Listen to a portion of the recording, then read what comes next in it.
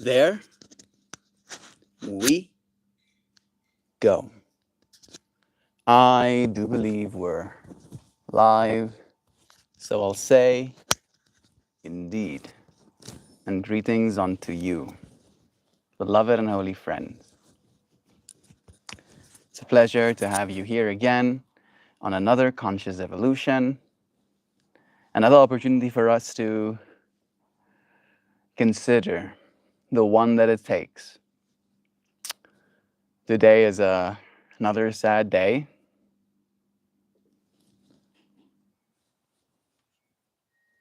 Ginger passed away. Hey, Yam Yam Burger.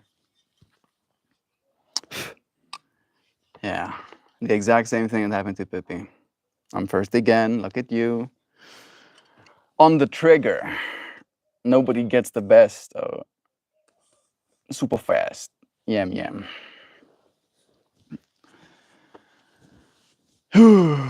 Yeah, I did not have a good day.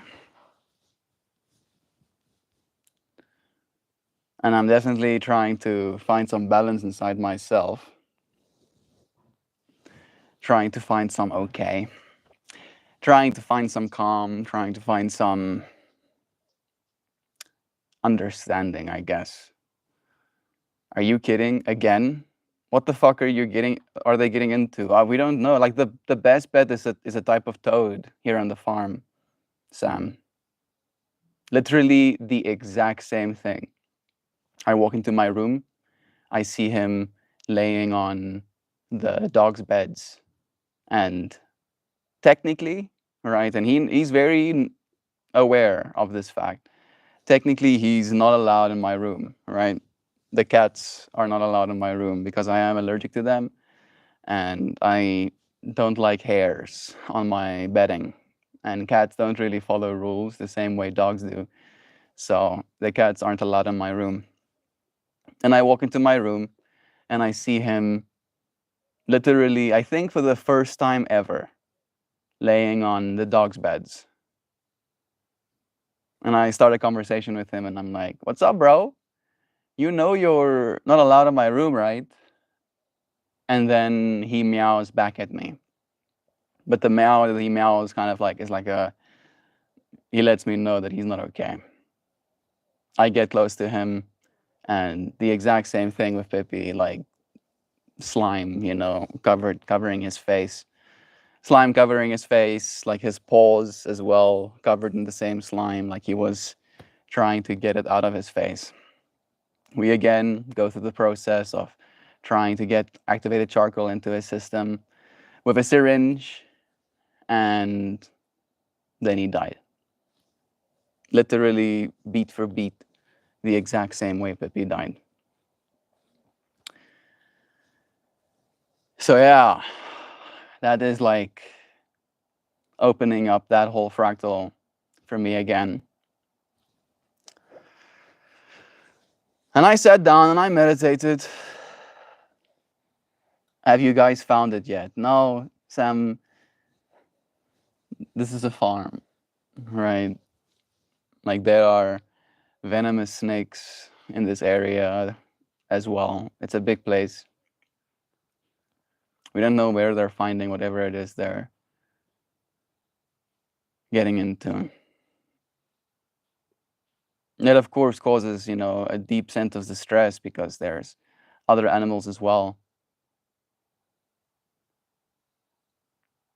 But yeah. What do you think of India and Pakistan ceasefire?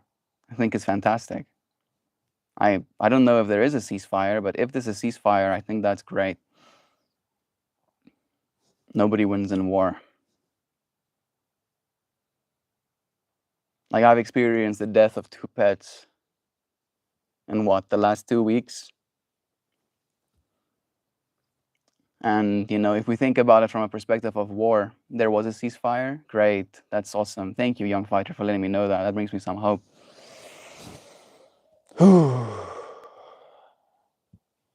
Yeah. Death is not easy to deal with. It's a very real part of our existence. And I don't think it's necessarily something that we're going to be able to escape. But I was spending some time in meditation, like trying to figure out how I'm supposed to feel, what I'm supposed to feel, and I don't have an answer, to be completely honest. What I do know, however, is that it takes one. Right? That was like the message that was coming through to me for some reason, is that it takes one. Sometimes in meditation, the way your brain works is different to the way your brain works when you're back in a normal state of existence, if that makes sense, back in your ego consciousness. So I don't know if I have the words to properly articulate what exactly it is I experienced, but it came through as this sense of belief, right? Terrell TV, what is your proudest moment? I don't think I've been asked that question before.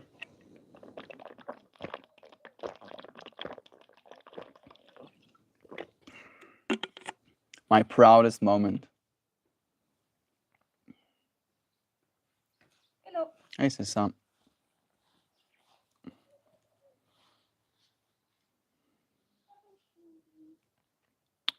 What is my proudest moment?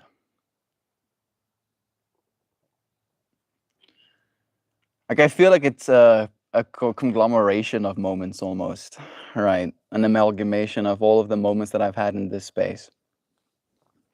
Especially so when I get to affect someone's life in a positive way. Right? It's almost like all of those moments collectively is like one big moment in my mind. Yeah. I have a new ball. Nice. A rugby ball, or a soccer ball, or a tennis ball, or a golf ball, a new squash ball. What kind of ball did you get? Connor, your friend, my heart to you, Melt. May peace come to you in this time. Protection for any future event. Love is true. It's true. Ginger lived a very good and long life at the very least. Pretty sure he was 16.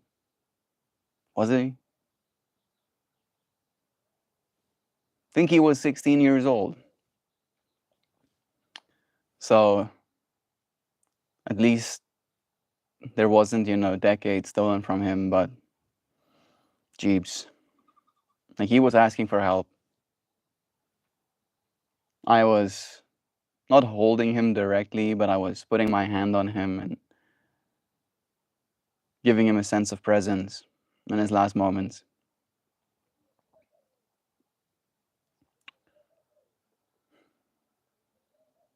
Yeah. I respect that. Bless you, friend. Thank you for joining us. I'm from India. Nice. Hope you're staying safe, friend. Rahul, how's India for you? How are you doing? Are you okay? The recipe you shared. I don't really share recipes. We rarely talk about food in this space. I feel like it's kind of one of those things that distract us sometimes, Are you vegan? No, I'm not. I'm actually anti-vegan at this point. Sounds derogative like that. I'm doing keto. I did actually have some sugar yesterday, and the amount of brain fog and like my eyes not wanting to almost like focus properly I experienced just let me know that I do not appreciate sugar. Dude, what's going on? Junior Mariano Bias. Keto is no good, mate. Well, if you believe that for yourself, there's nothing I can say to convince you otherwise. I've been doing keto for a very long time. All right, and here I am, as myself, continuing my existence. Hi to you, NH. Paul, bless you, friend. Think I missed a few comments up top. The ceasefire was the result of the US talks of the two countries. good. I'm happy that there's a ceasefire. Pride is not a good thing in terms of being arrogant. I think pride to me, has like a dualistic meaning, right? There's pride as it relates to an unwillingness to budge, right, to someone else. And then there's pride as it relates to a certain experiential feeling about yourself and for yourself. I had a moment today, a download of information from the universe that was talking about how a person that finds calm within themselves, right? That almost like stops expecting another person to cast judgment, right? Instead of outsourcing the judgment I could have for myself to you, I completely take responsibility for it in myself, right? I stop expecting you to be the one that makes me feel some sort of sense of validation. And I realize that in my own right, I am complete. There's this Carl Jung quote that goes, I would rather be whole than good. I don't know if the quote goes directly like that. Let's make sure what the exact quote is. Can you tell us the Carl Jung quote where he goes, I would rather be whole or complete than good, and what that means to us? I'm having this conversation about pride a little bit, and the centering theme around how it takes only one to believe for the world to change. I feel many of us, especially these days, outsource essentially our approval to other people. We put up this persona, we put up this ego, we put up this perception of ourselves, and then we wait for the other person to confirm that that is good or that is bad, or feel some sort of acceptance. Where at this point in my journey, I have stopped. I want to feel complete within myself. Not to be good, but to realize that there is nothing that someone else can give me that I don't already possess inside myself. Mm-hmm. Mm-hmm. Mm-mm-mm. There we go. He just talking about something. Are you happy to accept that eating meat is a bad reflection on your morality? Yeah, sure, Paul. As I said, right? It doesn't matter to me what you think at all. Right? If you think it reflects bad on my morality that I eat meat, then that is your bias, right? It doesn't reflect badly on my morality to myself that I eat meat. If our species didn't eat meat, I wouldn't exist, right? Our brains would not have developed the way they have. Literally, our entire human culture kind of revolves around this fractal of resource extraction, right? And if you think that plants in the same way don't have any feelings, right? And you think it's okay because they feel less than animals, then we're just moving the goalpost, right? Again, to kind of pad our own morality, being like, oh, I'm such a great person. And then you tell other people, yeah, I'm a great person, right? And you want other people to be like, yeah, you're such a great person. And then I'm like, oh, okay, thank goodness. Oh, I'm a great person. Why are we doing that? Isn't that a little bit absurd? I'd rather be whole than good. That's the line. Yeah. I'd rather be whole than good. God created some animals for human use. I don't think it's like that. I think the universe eats itself. That's the way I see it. Right? If you eat only vegetables, you're eating universe. If you eat only animals, you're eating universe. Right? There is no separation. Is that a sago palm? That one? It might be. Maybe that's a sago palm. I'm not sure. I'm bad with plant names. Could be. If you like sago palms, yeah. Sago palm. Yeah, totally. I have heard that they are very toxic. Quick search shows similar symptoms. Thank you for listening to him and for being here. You are a light. Let me check quickly. Like these plants have been around for a while. A sago palm.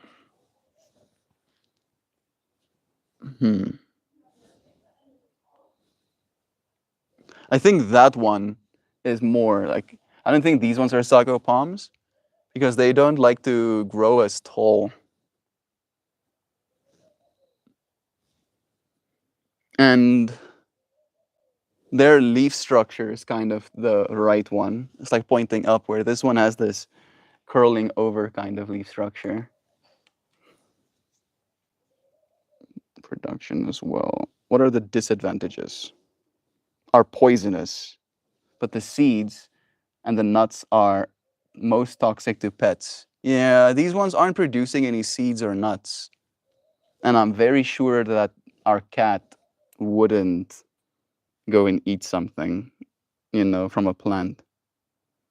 Severe gastrointestinal upset. Yeah, there was no gut problem.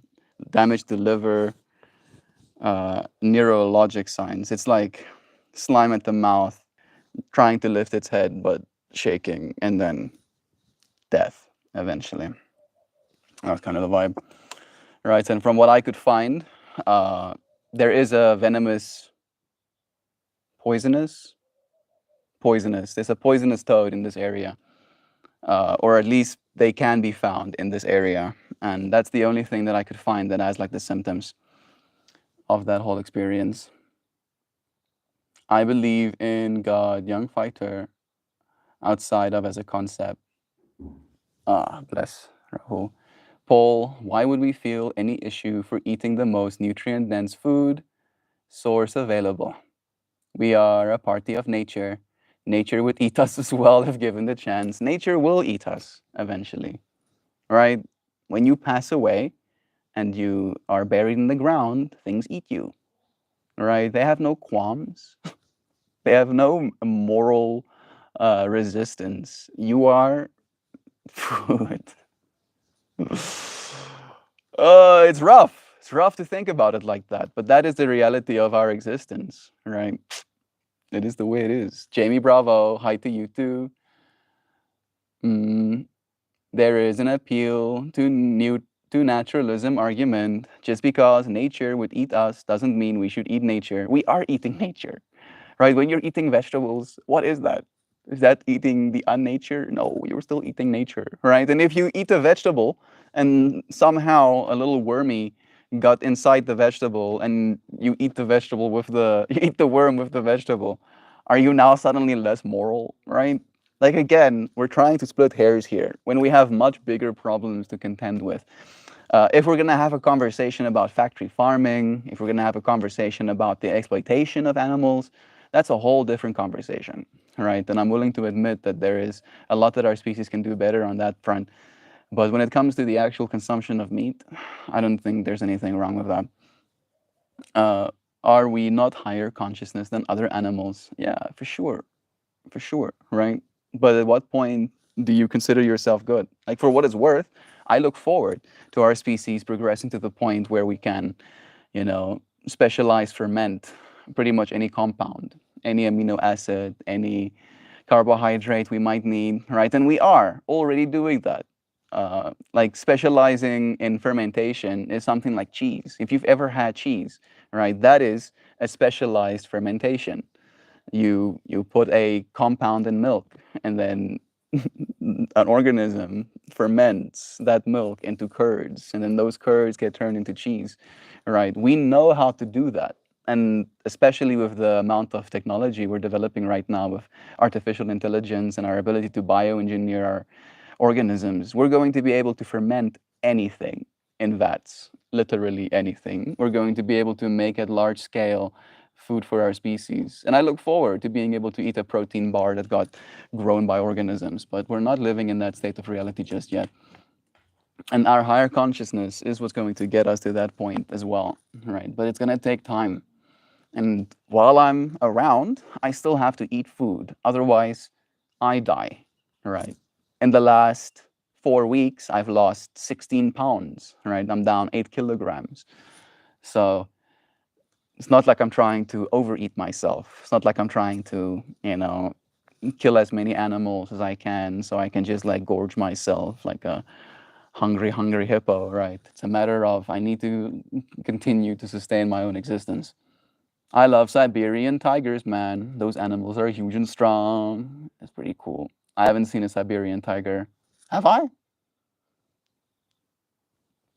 think I have actually seen a Siberian tiger. I don't know if they were Siberian tigers, but when I was like a 9-year-old, we went to a circus.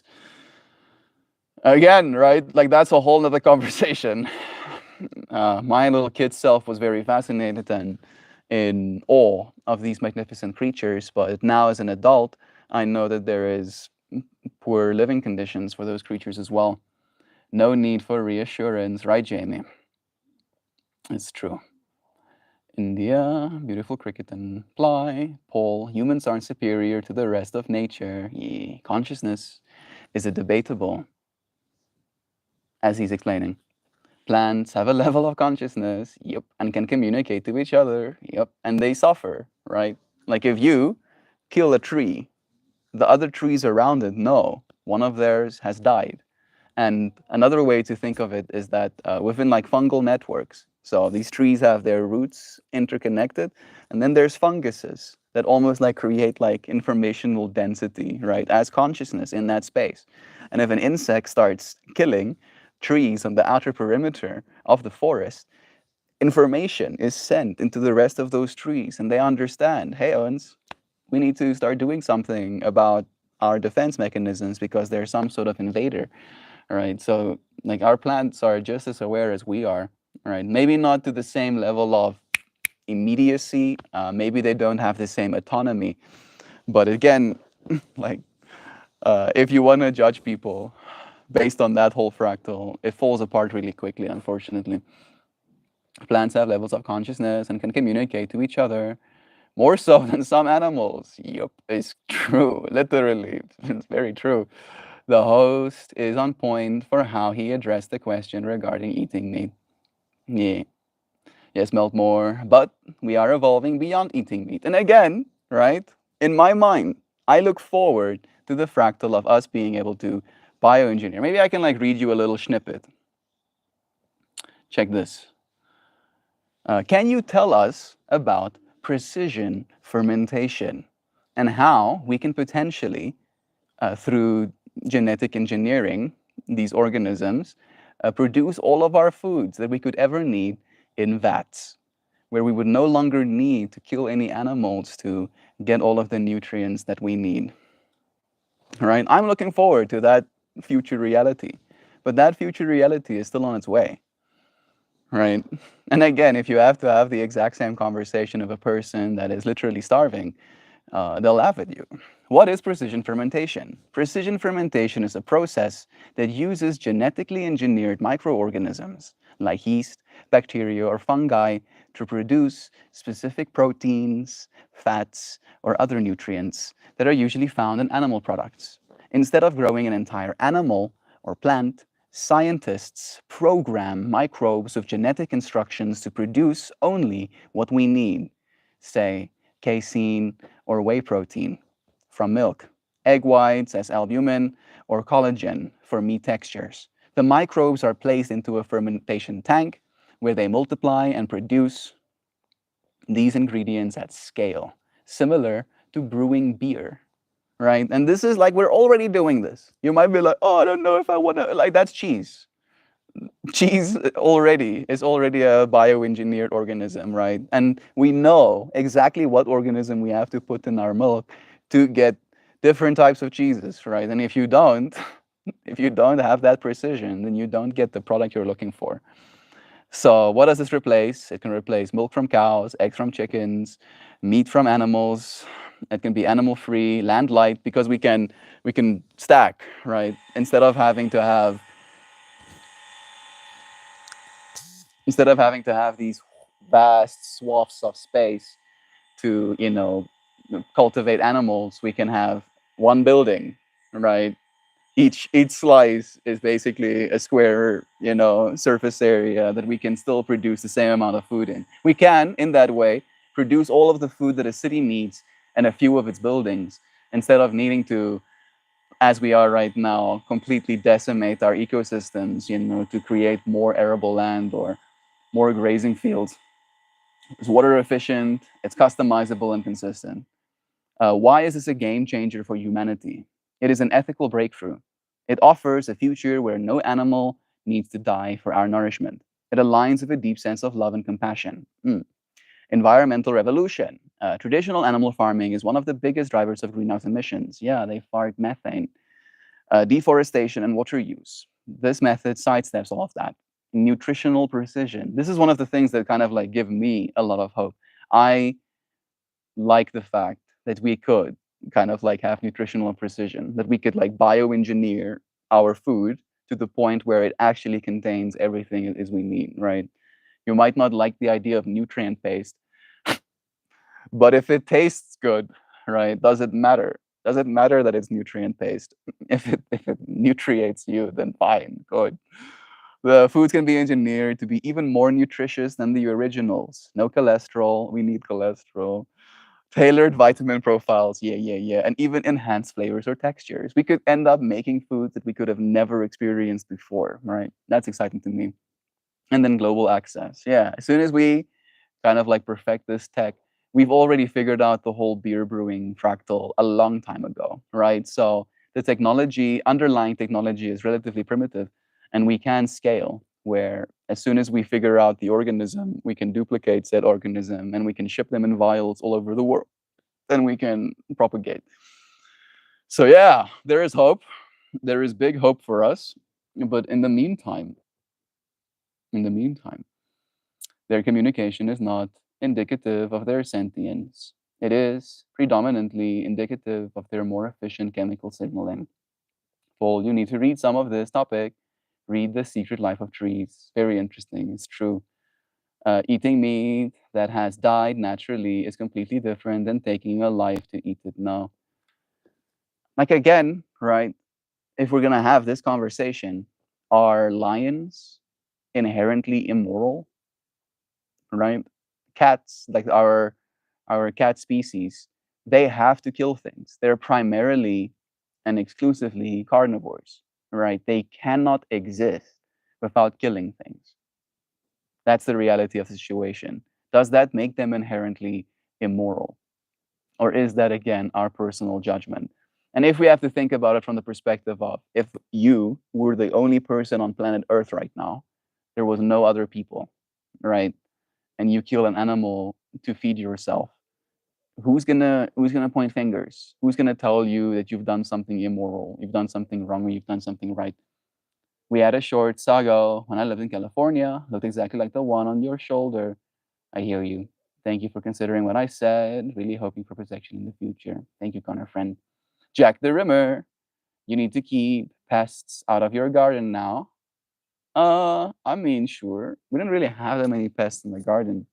We don't really do much in that, to make sure they stay out. Morality as a concept is severely flawed and based in traditional ideals, based on the idea that humans are somehow superior on the evolutionary pyramid. It's an example of poor education. I don't even know if it's an example of poor education.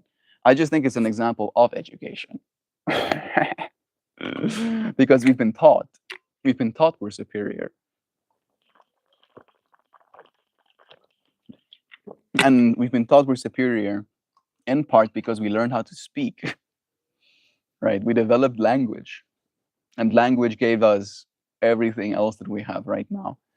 So, in that way, we are technologically superior, we are communicationally superior, but we now are starting to figure out that dolphins have a language of their own, and the whales sing in a certain language as well. So, it's like an emergence thing, I think.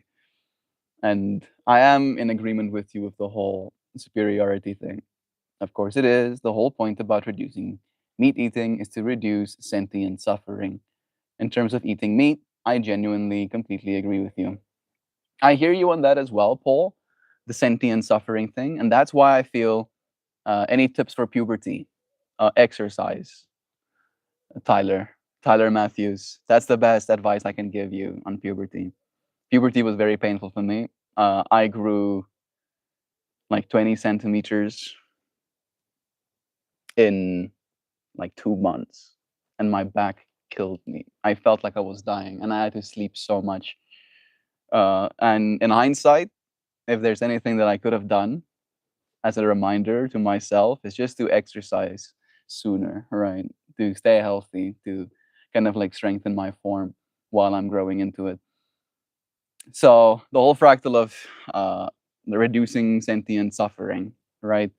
The way I see it is that there are farms here, that there are farms here, there are cows here on the farm, right?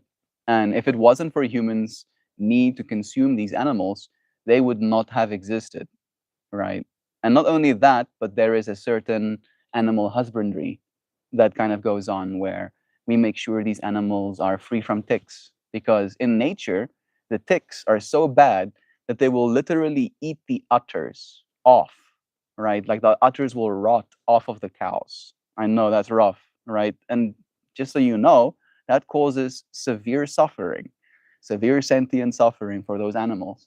And because they have this relationship, this co-relationship with human beings, we get to ensure that while they are on this earth, they don't experience such extreme suffering.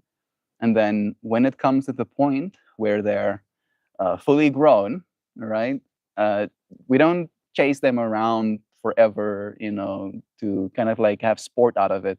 Usually, the death process needs to be instantaneous because that also actually affects the quality of the meat itself, right? An animal that was in distress before it died doesn't have good food, right, on that level. So to me, I see it as this kind of duality, right? Of yes, we need to reduce suffering, but we also need to acknowledge that love is true, where there is something that happens to these animals. It's interesting to see how when they're babies, they play and they have fun and they chase one another and they're curious and skittish sometimes, and then they grow up, right? And they become something else in a way. They become a little bit more jaded and mean and selfish as well, right? Like uh, cows hurt one another. Like if there is like a drinking hole or something nice to eat, they'll push their horns right into the person next to them, right? So in that way, like they don't even have that kind of respect for each other that we have for them.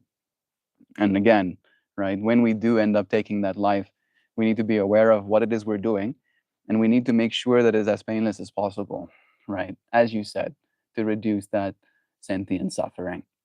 Yes, Paul, that is a really archaic mindset you have. You mentioned humans evolved away from needing to eat meat.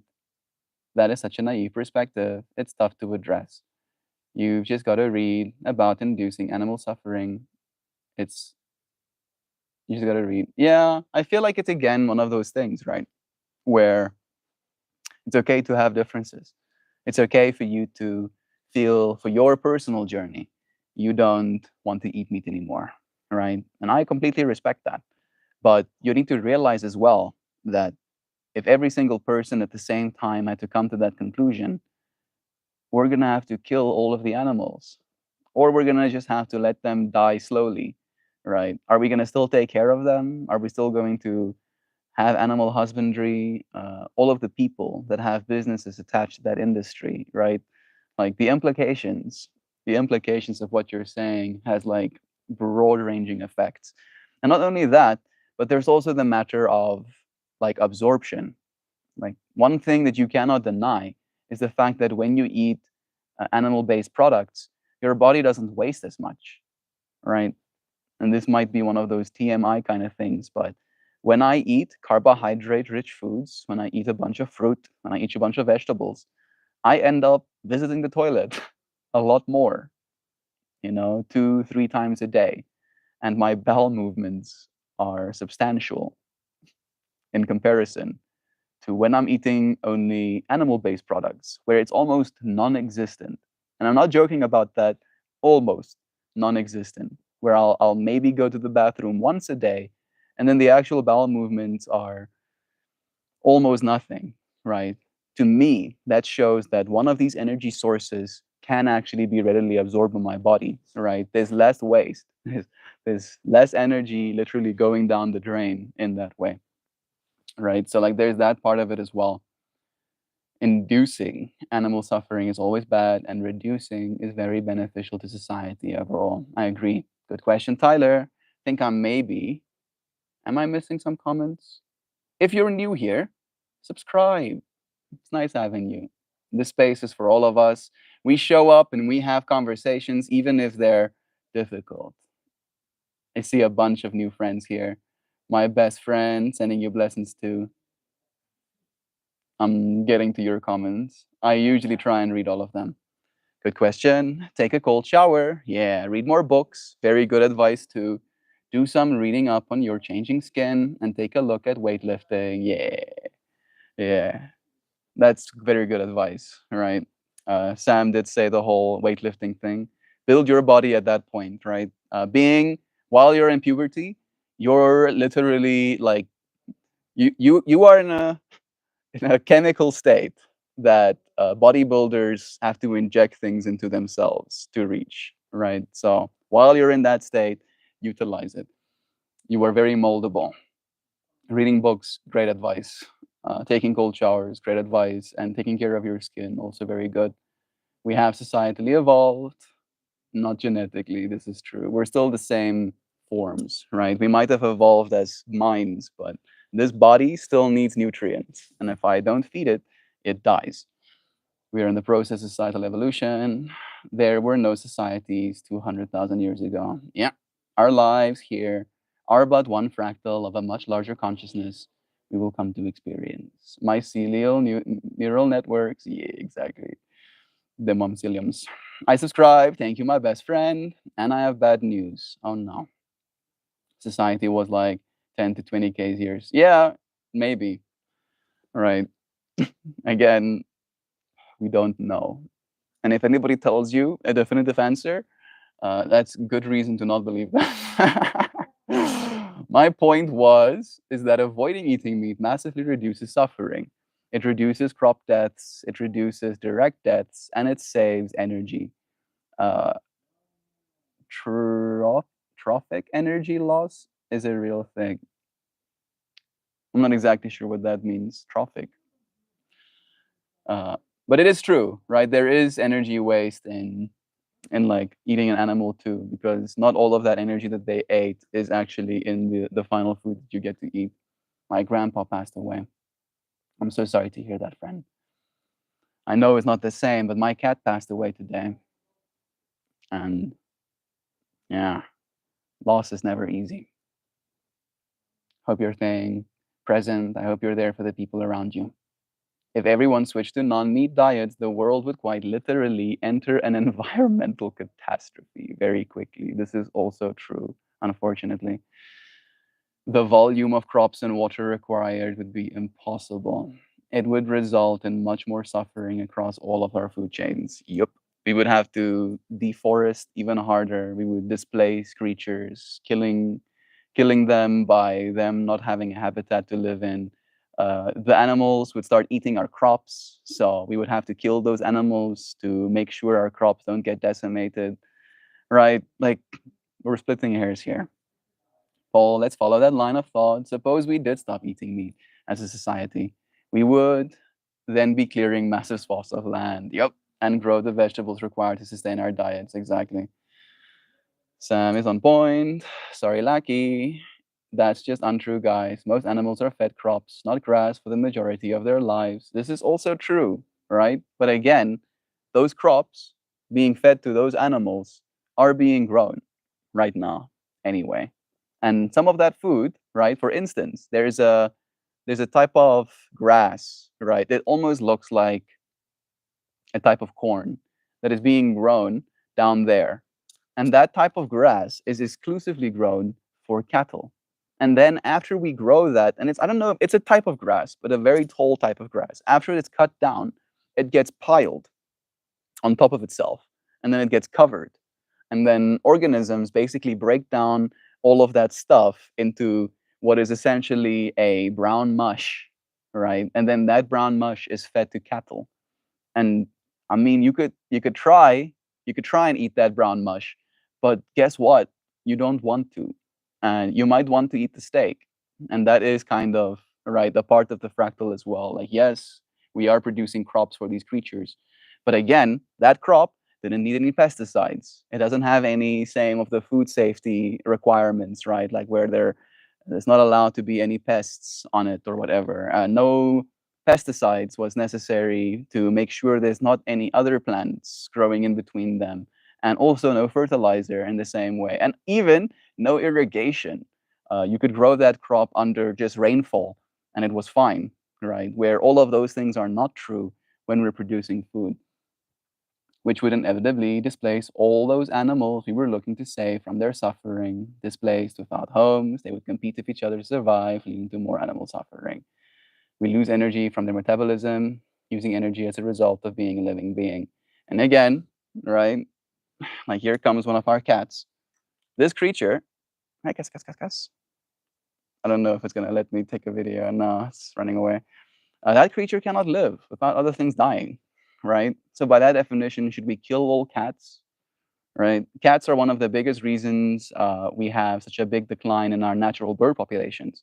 They're absolutely decimating the birds, right? And that's the reality of the situation. Should we kill all cats, right? Should we go to people's home and gaddy their cats, right? Sure, it might be the more what's the word, moral thing to do for the birds, but I can bet your ass that people won't appreciate it until we establish a post-scarcity society. This is the way shit is. Yep. I am from Bangladesh, Bidi Bonsai. I love bonsais. It's nice having you here. A plant does not use anywhere even close to the same energy in metabolism per hour. This is true, right? But whether you want to believe this or not, unfortunately, you cannot just survive on plants, right? Sure, you can try, but unfortunately, if you have to really look at the extremes, you have to supplement some things, right? And if you were living in a society that didn't have the same level of technology that came from the consumption of animals in part as well, you would die, right? You would die. You would not be okay. Well, my point is the steak costs 10 times more food to produce than just eating the food. Yeah, not all of the food we can eat.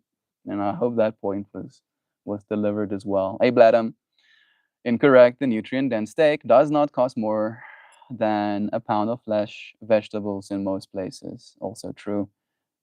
Vegetables are cheaper in that way. Literally pounds in order to equal the same nutrients available in a single ounce. Yeah, it costs and energy. Are you understanding? Yeah, we understand that, friend. But you do realize it's a matter of energy for the body as well, right? I can feed myself for a day by eating one, for instance, uh, 1 pound steak, right? Me as Melt eats one pound steak, which is like can fit on a plate, a single plate. And then I'm done. I don't have to eat an extra calorie for the rest of the day, right? And I'm assuming that there is a decent amount of fat on that steak as well, so I can, produce ketones. But that can be enough. If I have to, in the exact same way, replace that 1 pound steak with vegetables, the amount of vegetables I'll have to eat is impractical for me personally, right? I don't like eating that much. And the amount of bowel movements I'll have to go through having eaten that food is energetically intensive to me too, right? The amount of processing my body would have to go through isn't worth it to me personally. I mean, the energy it costs to create the food. Yeah, we get it. You said that. We understand. Sure, and energy. How is it relevant? The animal is more than just meat. It's bones and other parts that can be processed and repurposed. Yeah. For instance, right? If it wasn't for the beef industry, right, this excess material wouldn't exist, right? And I like leather products because they last longer than the ones we create out of polyesters. So in that way, right? By valuing my products, by buying leather bags, for example, I'm utilizing the waste from these animal products and it lasts, right, for decades. Literally, I can have my stuff for decades by taking care of these products. They'll take care of my things as well. And you can technically produce types of leathers with plants as well, but we don't have that scale just yet. You're pulling the number out of your ass. 90% based on what? It depends on the place, right? Yeah, it's true. General rules, only 10% of the energy actually is produced. Hare Krishna, hey Starlet, what's your name? My name is MeltMore. It's nice having you here. How many? I'm not gonna read that comment. Sorry, Sam. Myers, I suggest you stop being rude. It's literally a common known concept. I just think, Sam is one of those people that doesn't really like standing for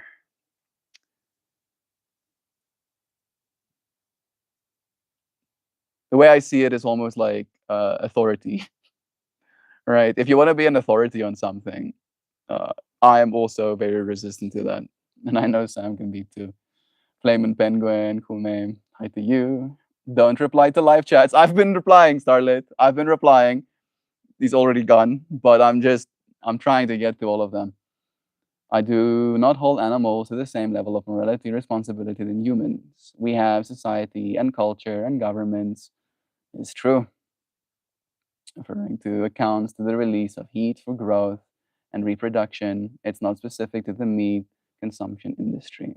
Where is Kobe? Kobe is fine at least. Kobe is around. I don't know where he is right now, but he is still here with us at the very least. Hendrik, did you did you subscribe to my Patreon? I think someone sent me $4. Who was that? Gary Lee. Oh, what a freaking sweetheart. Everybody upvote Gary Lee's $4 that he sent me. Tell him how great he is. Morgan subscribed as well. Jeeves, there's so many new friends here. Bless you all. It's nice having you here, Hendrik. No specific eating Laco people. It's irrelevant as whether the meat eating is industrial or hunting. Yeah. All right. Don't know what's going on, but I'm on Sam's side. We're having a conversation, Hendrik. Yo, how shit, man. Love is true. We're having a conversation about how it takes one to believe, right? I wanted to talk about this idea that it's up to me to believe in myself, right? For the very long time, and maybe in some parts still, I wanted people to believe in me. I thought that if I could bolster my persona, my ego in a way that people would appreciate and they would approve of me, then maybe things would be okay. And slowly but surely, I realized the fault in that reasoning. And I have come to the point where it's up to me to believe in myself. And that has, in a way, transitioned to this conversation about the foods that we eat. You can Google it. Yeah, yeah, yeah. You've said the same thing a few times. We get you. Just subscribe. Love you. Kralin is here today. Nice outfit, brother. Thank you. This is a gift from one of my friends. Christian, his name is. He brought it to me from Turkey when he was on that side. I think there should be. No, no, no, from Mauritius, not from Turkey. Yeah, from Mauritius. Mauritius. Yeah, but there is a turkey on it, I believe. Yeah, look at them. Look at them, turkey. No, that's not a freaking turkey. That's a dodo bird. It's fine. It's fine to embarrass yourself sometimes. It's good for you. Yeah, it humbles you a little. Doing fantastic. How are you doing, Sam? Flaming Penguin. Water. Who is Kobe? Kobe is our doggo. And why are you repeatedly asking? Yeah, Kobe is the new doggo. He means the doggo. It's true. My last name is Hendrix. How about that? Some synchronicity, Morgan. Sending you blessings. He's talking about Kitty Patootie. We have Earl the Sweet here as well. I don't know what that means. How does it have zero relevance to the discussion? Do you think it is not between 20 to 10%? It might be slightly more efficient. But again, bro, right? You're not considering the efficiency in eating food, right? The amount of energy it takes. Let's just talk about that, for example. The amount of energy it takes in cooking food. right? Versus cooking a steak of meat, versus cooking a bunch of vegetables can be different as well, right? If we're going to be splitting hairs like that, we're going to be running in circles the whole day. Mm, we do have to, since everyone converting to non-meat is a non-option. It's not feasible for multiple reasons: cost, feasibility, sustainability, nutritional availability. Yeah, people will die, bro. If for instance, right, let's say uh, a dictator had to suddenly gain ultimate control over the entire earth, and they decreed that it is now completely illegal to eat meat. And if you were caught eating meat, you would be thrown in the gulag. Millions, hundreds of millions of people will die, right? So now this person, from a place of morality, stood up for the animal rights and killed hundreds of millions of people, right? And then maybe we end up overthrowing that dictator, and then history is written, and then that person is made out to be one of the most evil people our planet has ever seen. They're not going to be like, oh, he was so great because he wanted to save the cows. They're going to be like, nah, he killed millions, if not hundreds of millions of people by that decision. That's all we're saying, bro. Right? Like, we get what you're saying. We're not disagreeing with you. What we're saying is that's not the reality we're in, right? You might be living in a world of illusion, and it's good. It's good to be reminded sometimes, but it's also good to realize that once you've said the same thing over and over again, you can say it in 5 different ways. The point still stands. Paul, you're free to live your non-eating life. You're free to proselytize it here like an annoying crossword, bro. But I'm gonna draw the line. I'm raw eating. Your roots saying I'm pulling number. Sam doesn't pull punches, Sam Sam is fun. Sam is fun that way. Eating a burger, watching this. Domestic cats kill 6 billion songbirds each year in the US alone. Yep. And again, right? Should we start killing the cats? No, that wouldn't be fine either. J9 Legends. Hi to you, friends. Nice having you. Stop. Yeah, pesticides undoubtedly are used for animal feeding. I'm not saying it's not. I'm saying again, the level of need, right? It's a matter of needs, right? We can produce on land a food source that we can't eat. And we can feed that food source to an animal that can turn that food source into an energy source we can eat. That is the reality of the situation. My name is Sandra, and I'm an omnivore. Nice having you, Nancy. Yeah, my name is Melt, and I'm an omnivore too. Victimizing yourself because you got told to stop isn't going to make you look any better, Paul.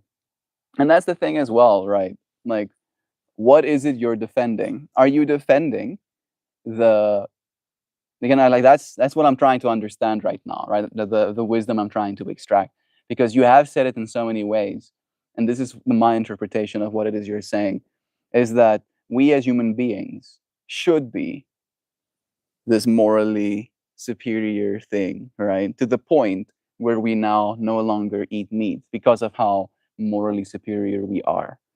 However, in that, you are trying to, and this is my projection onto you, and I'm willing to admit that, you are trying to align yourself with that post projection state, as in, I am so great. Look at me.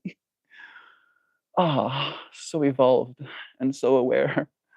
Right. And in that way, you're not going to really get people to align with your belief. You can survive from just plants, but like, do you really want to? Technically, you can sustain yourself in the meanwhile. But again, if it is a matter of indefinity, if you have to never eat any animal product ever, most people die. That's the reality of the situation, right? And this might be weird to say, but when you drink milk from your mother, that's also an animal product.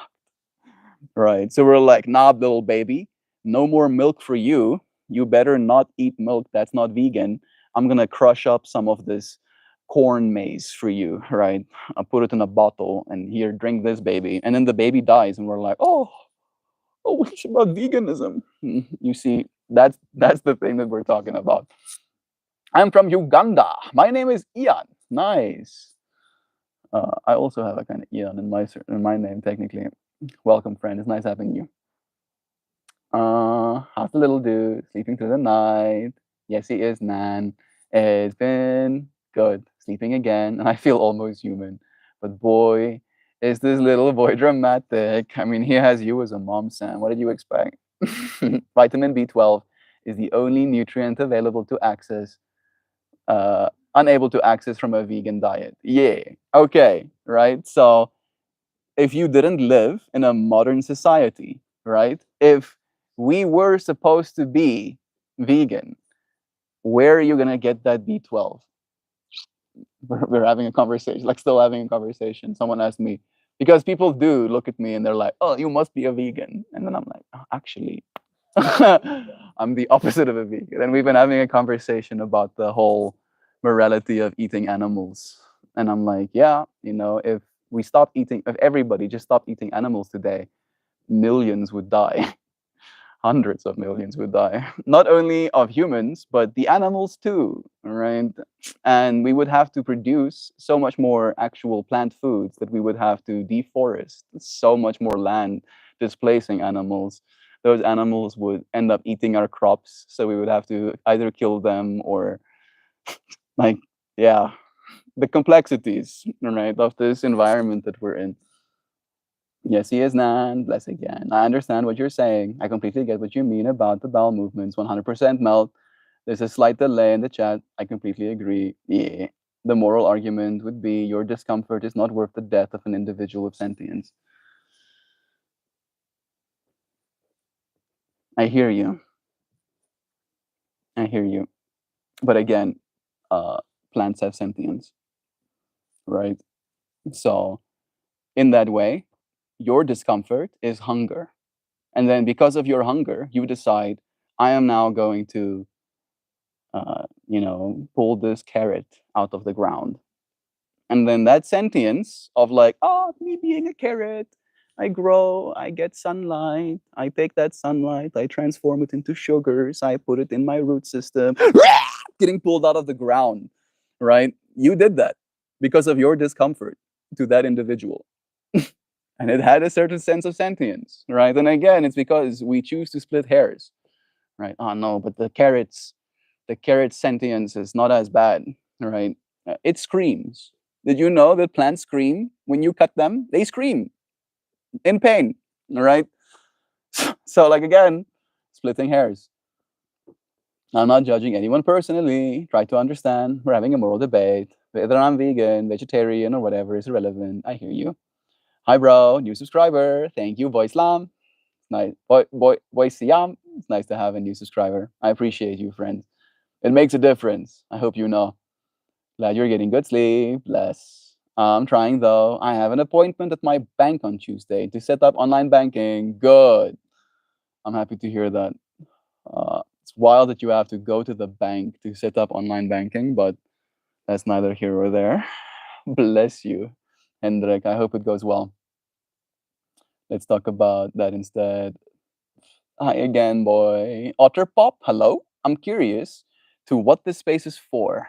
I just got here, but the rules seem debated themed. Uh, it's usually not Otterpop. I try to not necessarily debate in this space. I am willing to, of course.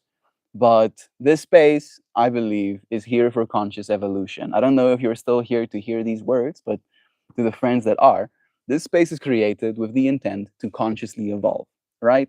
And if we look at it from the perspective of today's conversation that we've had, this has been a conversation of conscious evolution because we're bringing up in our consciousness today's topic that has been against my will about food, right? And specifically as it relates to a plant-based diet and potentially omnivore diet and an animal-based diet, right? And as we discussed all of these concepts, we get to, in our own minds, evolve our own narratives, understand where it is we're coming from. And I believe that that is where most of our growth as a species is going to come from as we continue into our future. right? I'm not going to grow an extra pair of ears or an extra set of arms through my evolution, but I can grow with my mind. I can grow my capacity to be more compassionate. And I feel that's what we're here to do at this point, right? That's what we're supposed to do. Maybe I think it's even better.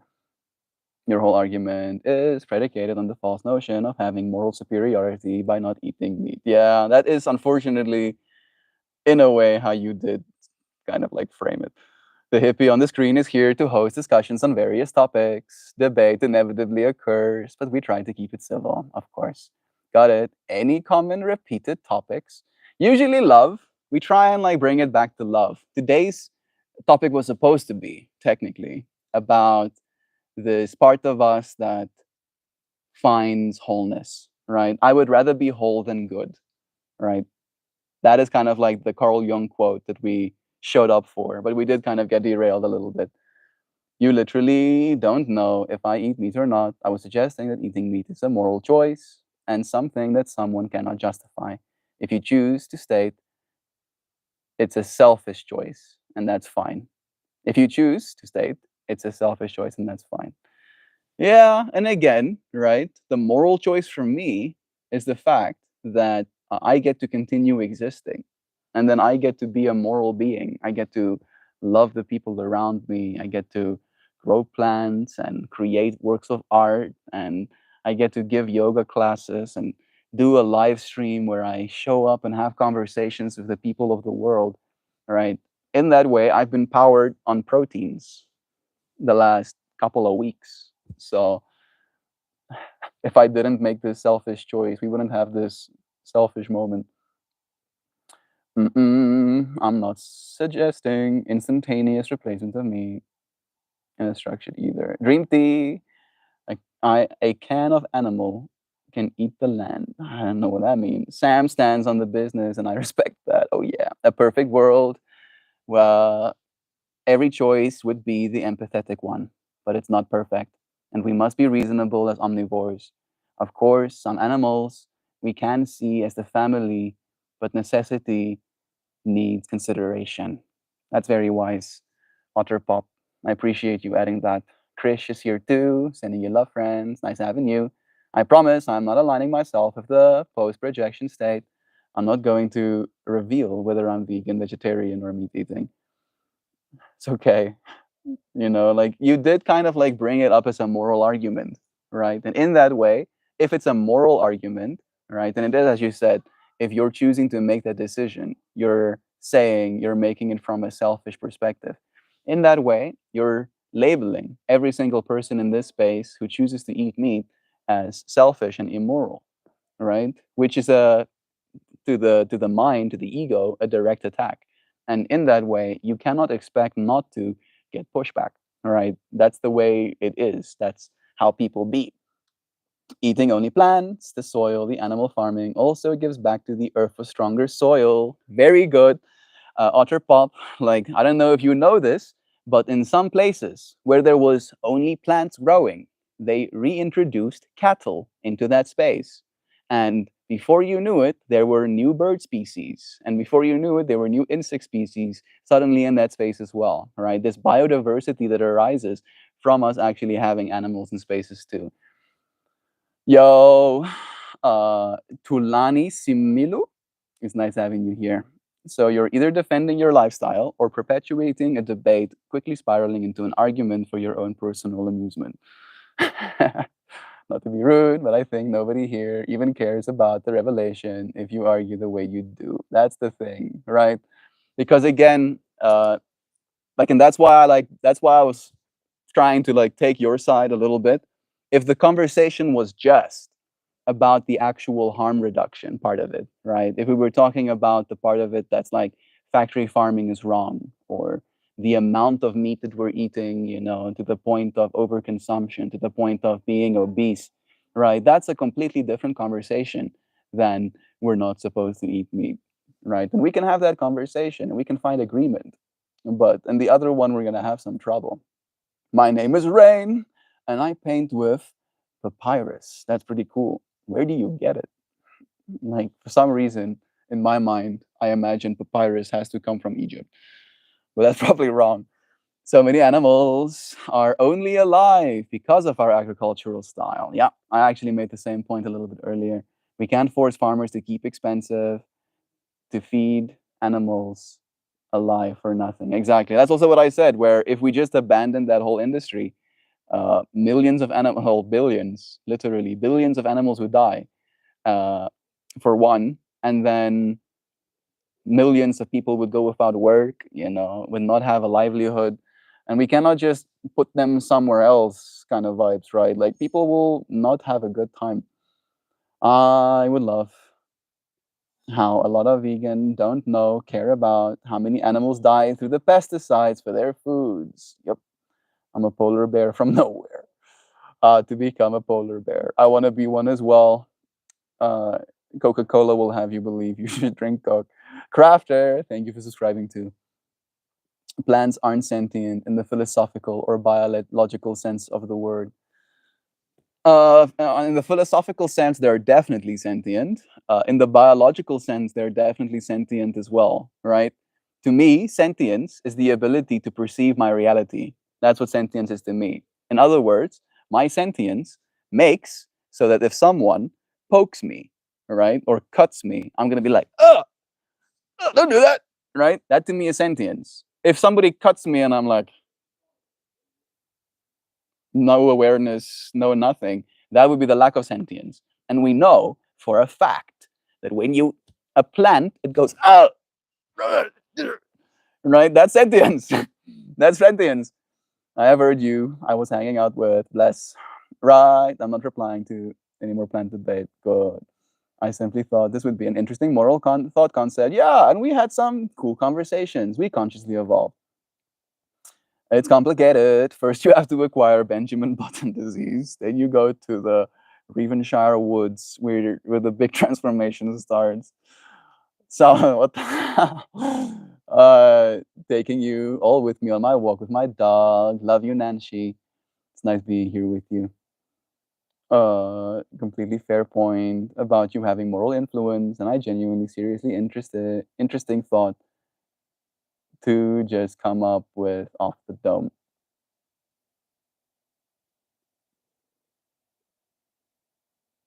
I don't know if you're talking to me directly, uh, but thank you. I'm happy that you appreciate it. Do you support Israel or Palestine? I support people, friend. I think the amount of harm that's being caused by war and now famine is an absolute atrocity, you know. But again, it's one of those things where I'm like, it's the same conversation of like, we shouldn't eat meat, right?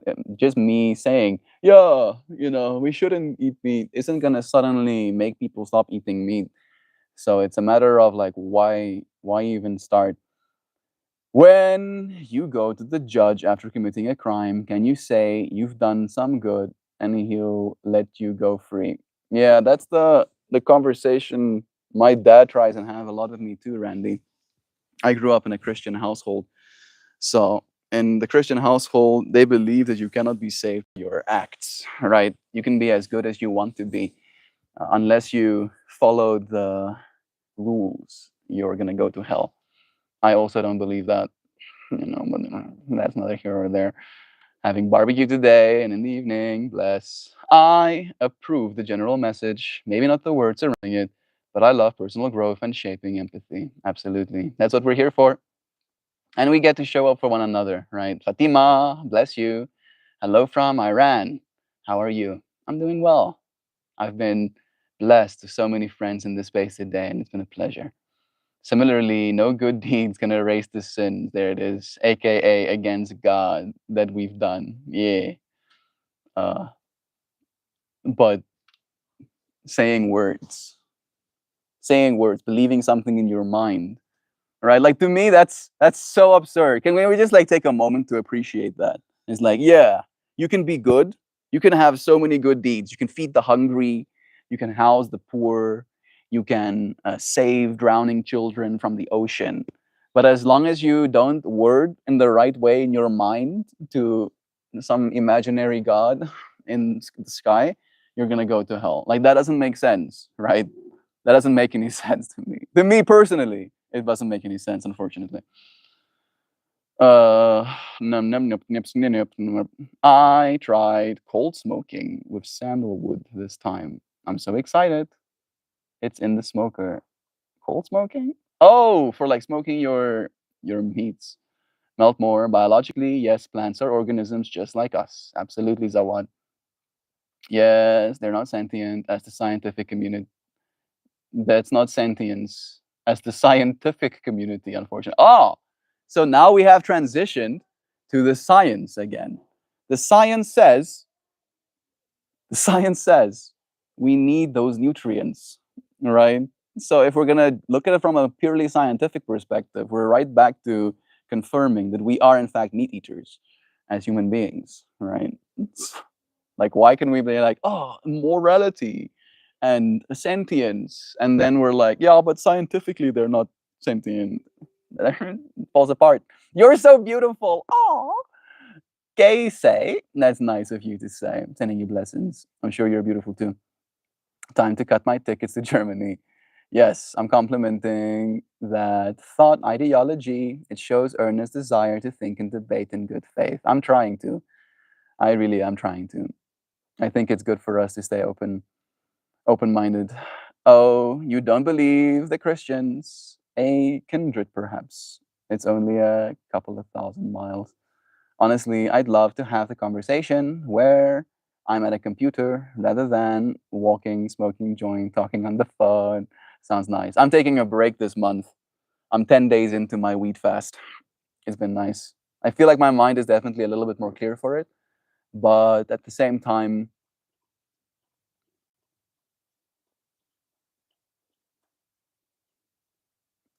I'm like less slash more critical in general. Uh, yeah, only a few thousand miles. That's like nothing. Small school trips are what. Are you an agnostic in that you believe we cannot disprove God? No, not really. I'm a spiritualist in the way that I pursue God.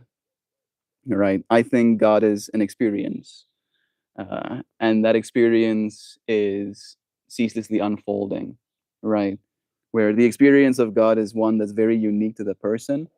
And when an experience is had by a person to the point where they have grown conviction, that's usually when it transitions to them trying to like share it with other people. And if you look at the Christian religion, when the Christian religion became popularized, many people were in a state of suffering, right? In a state of being oppressed. And the Christian religion basically made it the moral objective to be the person that is not feared, to be the person that is safe, to be the person that you can, love more than yourself, loving your neighbor more than yourself in that way, right? And to a people that are oppressed, telling them that all of these people that are oppressing them are going to burn in hell and they're going to go to heaven because they have these qualities of being the victim, right? Is going to be very popular very quickly, right? If you understand the history of our species, it makes sense why we form the belief systems that we do. And in the same way, with critical thinking and with the evolution of our minds and with the growth of our attachments, I want to say, I feel like it's prudent for us uh, to consider that we don't know. Right? That's the big thing for me. We do not know, and for you to tell me that you do, okay. For me to tell me that you do, I usually find fault of that because no, you don't. You probably don't. None of us know what's going on. Biologically, humans are supposed to eat meat. Yeah, that's true. Well, not supposed to. We are highly adapted to, right? We're way more adapted to eating meat than we are adapted to eating plants, right? And if you look at it from the perspective of how we process our food and how much goes to waste, it's very clear. So what? Don't pull fuel into the discussion. I'm happy it's over. Yeah, we can continue. I'm no longer debating upon this topic. Yeah, we have K9 teeth. Yeah, look at that. My little vampire teethies. Mm-mm-mm. To fear the vegetable. No, we don't. Get yourself a girlfriend if you want to do bio kappa. Just kidding. Love is true. All right, I wanna like touch on this little bit before we get to the close of our stream. The Carl Jung quote went, "I'd rather be whole than good." This comes from Jung's reflection on the human psyche, particularly the concept of individualization, the process of becoming the most authentic version of yourself by integrating all parts of your psyche, including your shadow. When does your Starbucks shift start? Didn't you ask that yesterday as well? Maybe it was someone else. All right. And if it was someone else, like my mind goes down this whole rabbit hole of like originality, right? Individualization. We're literally talking about individualization right now. Like, be an individual. It is you. Yeah, yeah. Love is true. I feel you. I've been single since 2015. I was single from 2018 until like 2023 kind of vibes. Yeah. And then things changed. Currently happy in a relationship for 2 years. Bless. I'm happy to hear that, Paul. Bless you too. With your left or your right hand. Shots being fired. I have been single since since 1967. Born in 2008, by the way. That's bonkers. You were born a decade after me. So you're turning 17 soon, I'm guessing. So what? Yeah, you still got time, bro. You still so young. Yeah, especially the shadow, right? And in this way, in this conversation that we've been having today, the shadow part of our species would be the part of us that eats meat, right? And integration, fully integration, is realizing that we are that as well, right? Not trying to pretend, right? When you stand for something, you cast a shadow. How about that for a line? When you stand for something, you cast a shadow, right? Think about that. What does this mean? To be good often means conforming to societal standards. Yeah. I was born on 1968. I don't know if I believe you, but yeah, I mean, you might be. Who am I to say? I was born in 1998. Bless you, friend. Thank you for continuing. So what? My birthday starts with a 19. MeltMore, single for 7+ years. Hendrik, I graduated high school in 2008. I feel you, goodness. We're all inevitably, as we all inevitably so, melt more. Yeah, my father was born. My father was born in 1970. 1970. My mom was born in 1971. I cast long shadow sometimes, don't we all? It's good to sometimes. Good to stand up for something. To be good often means to conform to societal standards. And we were, in a way, talking today about one of the new societal standards that some people want to create. And that is that human beings are not supposed to eat meat. However, seeking approval and performing through virtue, being seen in a certain light by others, right? Where, I'm vegan. Now you need to see me in a certain light. Whether you consciously are doing that or unconsciously doing that. That is unfortunately the underlying reason. Stand up for something. We're getting old. I feel like a baby now. Terrible behavior? I cast long shadows sometimes. I don't think so. I think it's a matter of what it is you're standing for. That's what retinol is for, Hendrik. I ain't getting old. I need to start using retinol, actually. Like I pulled a gray hair out of my head today and it messed with me, yo. Like I was like going about my business and then I spotted it and I was like, what? Holy sh! And I tried to like pull it out of my fingers and I was like, this thing doesn't want to get.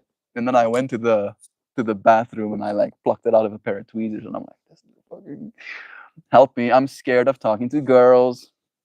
Vivid vision, humble boy. I don't know how old you are. right? So that's like my first question. Uh, are you 18? Right? If you're 18 or older, I think that's a bigger problem than if you're 12, for example. And then on the other side, hey John, it's nice having you here too. Go and talk to girls. The only way to get less scared of talking to girls is to go and do a lot of it, right? Set out as a goal. Go and talk to a random girl that you maybe have access to in your space, right? With no expectation. I think that's the biggest thing, right? Usually when we find fear in our heart, when we're trying to approach someone, it's because there's a certain expectation attached to that approach, right? If you're gonna go and talk to a girl with the hope that she might like you back, then you might find yourself in a conundrum because now if she denies you, that might feel bad, right? Where if you're gonna go and talk to this girl because you're interested in a conversation, right? And they say hi, and you say how are you, and they say I'm good, thank you. How are you? Now you've had a conversation, right? Show up for the person, not just for the girl in that way. That would be my advice to you if I'm going to give you any advice. And then the other advice stands: go and talk to people. Get good at talking to people. Get good at going to people and just having a conversation. Try and reduce the amount of expectation you have, or at the very least, simplify the expectations you have for that conversation down to just being, I'm going to get better at talking to a girl, right? That's what I'm getting better at. And then you go and you try, and maybe you bomb. Maybe it feels awkward. Maybe you embarrass yourself a little bit. But now you have grown that skill. You have shown yourself that you are capable. And then you can come back to it over and over again until you get better. Nobody is better. Nobody is good at anything right from the start. It takes practice. You can see that I am not coming from a morally holier than thou position, but now we cannot have this debate from a truly unbiased position as we both consume animal products. I'm 17. Yeah, that's about a good age, right? My advice stands. On top of that, exercise.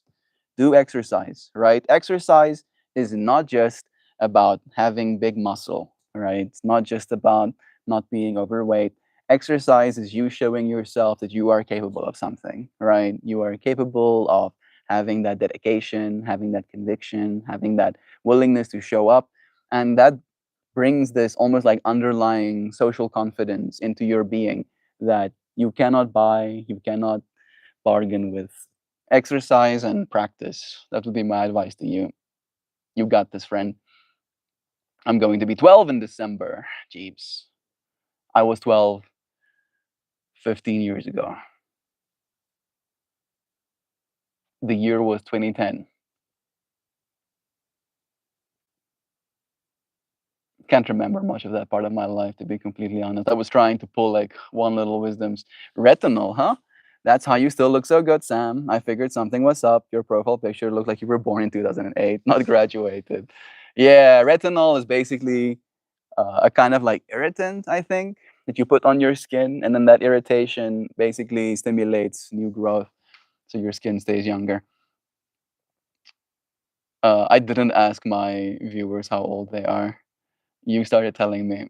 You flatter me, Hendrik. That's a photo of 10 years ago. I'm just lazy. Love is true. Good morning, Switzerland. Switzerland from the Philippines, was it? Can't remember exactly. No one of the Asian countries. Need to go. I subbed and liked. Thank you, Otter Pop. We'll see you here again soon, friend. Bryce Locke joining us too. I suck at talking to people. As you guys can probably tell, the missus is tired of it. Well, this is how we learn, Paul. This is why we show up in this space. I've been doing this every single day for the last 1,591 days. And if you think I'm articulate, it's because I've been practicing. I've been practicing a lot, and I'm still not the best. I can still be better, and I can still grow. I'm still continuing to. You know what's embarrassing is that people believe in religion when archaeological evidence can disprove every religion. Yeah, I feel that way too, Bryce. But again, people rarely receive that information like, oh, yeah, of course I should be embarrassed. Oh, they're usually like, no, no, I'm not embarrassed. So I try to not do that anymore. I feel you so much on the lazy part, so I don't have a profile picture even. You don't want to get into that convo. It's true. Literally nothing, and there's literally nothing you religious people can argue against actual solid fact. I'm not religious, just for what it's worth, Bryce. I'm spiritual, right? And what being spiritual means to me is that I show up for this experience, right? And I realize that this experience is as much God as I can hope to get, right? There's no more God out there than there is right in front of me. That is what it means to me to be a spiritual person.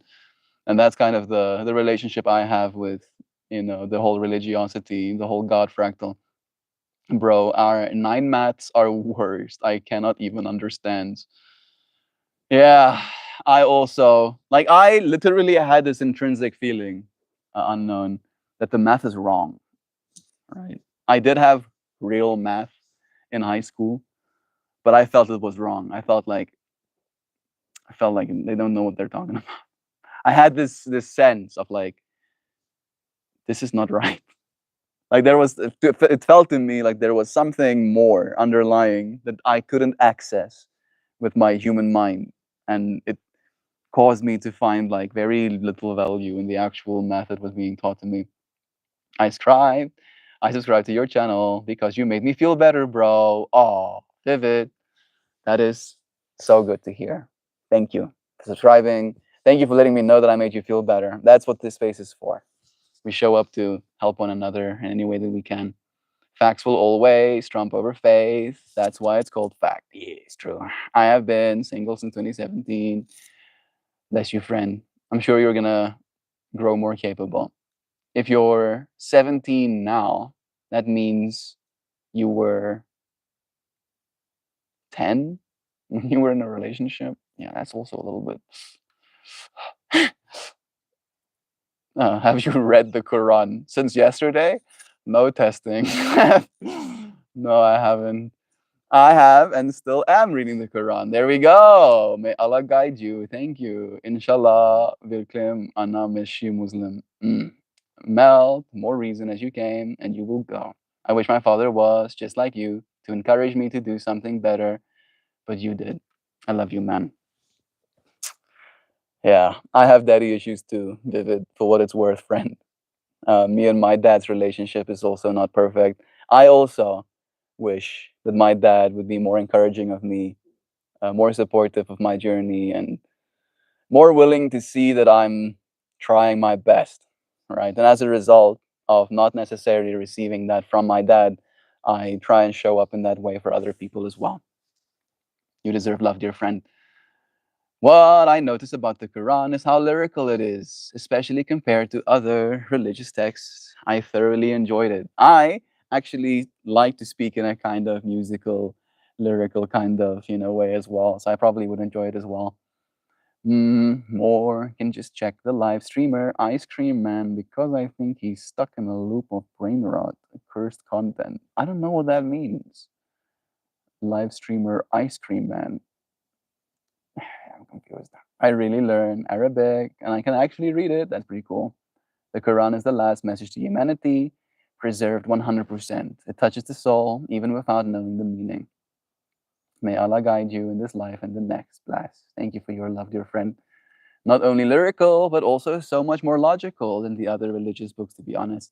There is so much science behind this religious book. It's incredible. That is pretty cool. I just scored only one save and 4 goals and 2 assists in school because I'm a defend. I don't know what that means, to be honest. I'm not really that good with sport. Are you gay? No, I'm not. Zawad, my perspective on Islam is that a loving father would not rest until all his children heard him. Yeah, I like believing that too. Right? To me, that's like one of the big things that I like at a young age kind of like started questioning of like why doesn't God send us another Jesus? Right? Why doesn't he send us another Jesus like once every 100 years to help guide our species? Right? Like why only the one Jesus? And then I'm like, right? Like a question. Too many questions. Like for me, Unfortunately, and I feel like that's where there was like a big kind of like mismatch for me, is that some people find answers in religion. I only found questions, right? And I don't like being in that ceaseless state of just like, and why this? And like, why that? And then people try and explain to me, and then their explanations don't make sense. And then I ask more questions. And then they usually get frustrated with me. And then seeing over and over and over in my life how people get so viscerally frustrated with me questioning their religion made me not want to be a part of it. Christian, but I don't have hate for other religions. Good. That's the best we can do. In a loop. I feel bad because I didn't understand and read the Quran because I'm Muslim myself. I don't know what that means. Maybe you're still getting there. There's quite a few more messages for society than the Quran have come up since it was written. Zawad, you will be given understanding when time is right. Indeed. Allah save Jesus, the son of Mary, although it appeared they crucified him. That is pretty brutal, yeah. That's pretty brutal. Ah, yes, crucify him. They were crucifying a lot of people, to be fair, at that point in our history. They were like really up. They were like, yeah, let's crucify some more. So many people got crucified. Now he's saying, yeah, I don't want to hear any of this. I'm sorry, Switzerland. Bro, Switzerland, what do you keep talking about? I also don't know. Like, I'm just like, I think he's talking about another streamer who's like brain rotted and he's spewing nonsense onto his stream or something. And he's like flipping back and forth between my stream and that person's stream. And he's like, oh, this person is something, something. And I'm like, I don't care. Oh, Mel, you could have rejected Jesus or Muhammad too if you reject the creator while I'll give you the message. I'm not rejecting the creator. I'm telling you, the creator is all around me, right? And in me and as me. And there is no separation. That's what I believe, right? And it stops at that. I don't have to believe anything else, literally, right? Anything else would be me attaching more layers, and more complexity, right? And more complexity when it comes to belief systems, I don't think helps, unfortunately. I think it only adds more confusion, adds more questions, adds more opportunity for dissent to arise. He will be glad to answer all your questions. I've already been sent a book. I think, let me see. Right, one of my other friends also wants me to read this religious text. Let's see what it's called. It's called the Ashtavakra Gita. Ashtavakra Gita. I'm supposed to read the Ashtavakra Gita first, I think. Then maybe I'll read some more. How many pages is this? Ashtavakra Gita. 60 pages. That's not too bad. Ooh, these are good. They seem like poems. Let's read this first one. Instructions on self-realization. How about that? We did have a little bit of a conversation about that today. Yanka said, Master, how is knowledge to be achieved? Detachment required, liberation attained. Ashtavakra said, we'll just call him Ash. I'm probably butchering, like he probably doesn't like that, but I'm going to call him Ash. To be free, shun the experience of the senses like poison. Turn your attention to forgiveness, sincerity, kindness, simplicity, and truth. Yeah. Some wisdoms. It's some wisdom, it's true. That whirling will stop soon, I'm sure. Any second now. This fool. What's this fool talking about?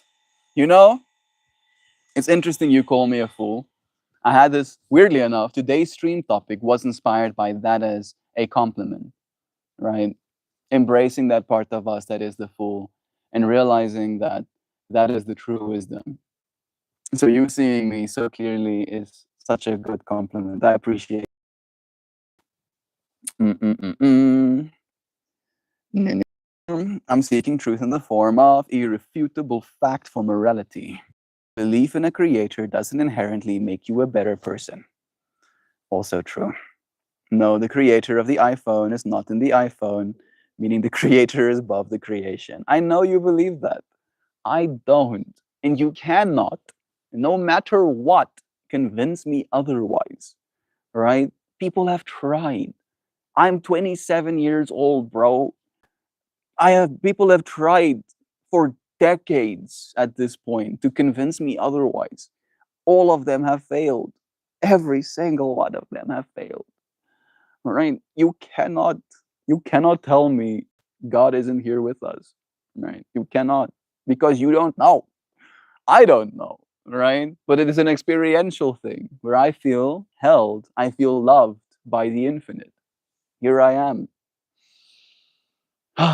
capable of taking breaths, my consciousness continuing forward into this existence, right? If God didn't love me, the infinity, the universe, the source consciousness, whatever word you like to use, if that didn't love me, then I would cease to be, right? Like God breathing his spirit into us, right? That spirit is in us, right? And I think that's biblical as well.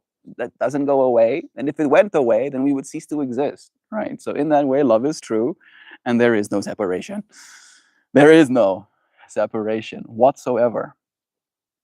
Mm-mm-mm-mm. Nim, nim, nim, nim, nim, nim, nim, nim. I'm nim, nim. Historically, Muslims and Christians were always brothers. True.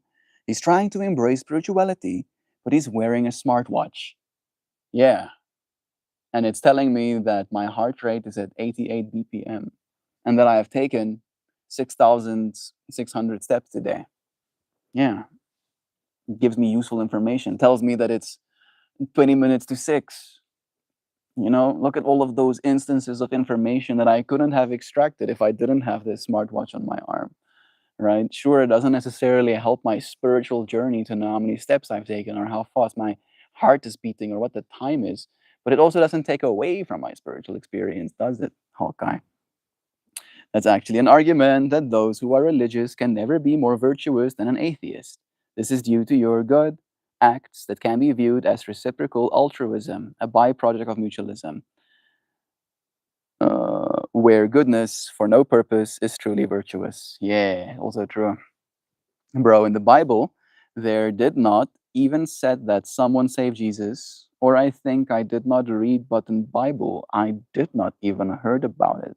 Our church, our priest, told us Jesus healed himself by his Father. I mean, he rose from the dead is the narrative, right? And again, I don't believe that either. Because what's more likely, that a person rose from the dead or that people lie? Hmm, right. And to me, I'm a I'm I'm a scientist when it comes to that part, right? I kind of like lean into the truth. I lean into the more likely side of reality as well. Boring girl, you look like that person who can cry at any moment. You're right. You're right, actually, boring girl. I do have that emotionality in me where sometimes I did actually cry. I think I cried a little bit at the start of stream today. It's okay to be in tune with our emotions too, right? Doesn't necessarily help if we just spend our time crying ceaselessly, but I think it's okay for us to be willing to. Y'all are driving up this man's heart rate just a little bit. Mm, mm, What's your point? Yeah, I'm also curious about the point. You have a smartwatch. Oh, you want to be spiritual? A smartwatch. Okay. All right. Uh, am I allowed to use a toothbrush? Can I brush my teeth? Is clothing also not spiritual? I wear a necklace. Oh, look at me having material things. I wear rings. Oh, not spiritual enough. Again, today's whole stream topic is about individuation, right? Like, I don't need you to approve of me. I got my shit figured out. I know who I am, and I'm very happy to be myself. So happy. It's great being me. It's fantastic. I love it. I love it so much. I wake up every single day, and I'm myself again, and I'm like, yes, yeah. Okay, I'm coming back to it. Do you believe in demons?